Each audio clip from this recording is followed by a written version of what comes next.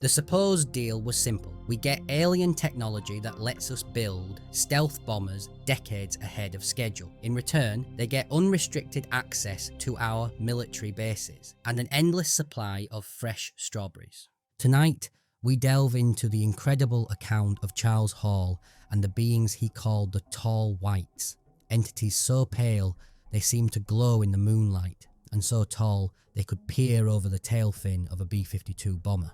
You're about to hear every alleged detail, every skeptical counter-argument, and every bureaucratic loophole that was apparently left just wide enough for a 9-foot-tall visitor to slip through. When Charles Hall reported for duty at Nellis Air Force Base in 1965, he was expecting a tour defined by dust, atomic history, and the lonesome drift of tumbleweeds. What he got instead was a shack so remote, his superiors sarcastically dubbed it Dreamland. Daytime temperatures soaring to 120 degrees, nights plummeting to 30, and a single bizarre canyon that would inexplicably flash freeze to 40 below. It happened at the precise moment that paper white figures began to glide across the dry lake bed, leaving no footprints.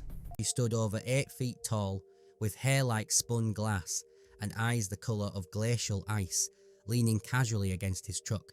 Instead, a sentence bloomed in his mind. Your species records pressure, and with that she folded her long limbs and simply vanished into the desert darkness. Welcome to the night shift with the Tall Whites.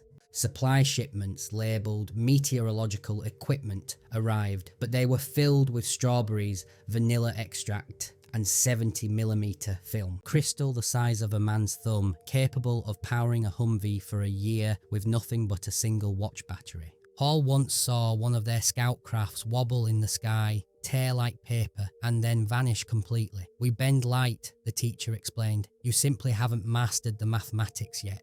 How long would this strange partnership last? The answer was chilling. Until your species masters honesty. By 1966, the terms of the trade agreement were firmly established. What seemed single men sometimes returned from their tours mesmerised, muttering about how the beings sang prime numbers. In return, we received exotic alloys that allowed the SR-71 Blackbird to cruise at over 2,200 miles per hour without melting. It was perhaps the sweetest deal ever struck for human advancement. And yet, 2 other military veterans who served at Nellis, Richard Sipe and another anonymous sergeant, later signed sworn affidavits describing pale giants on the gunnery range in 1967.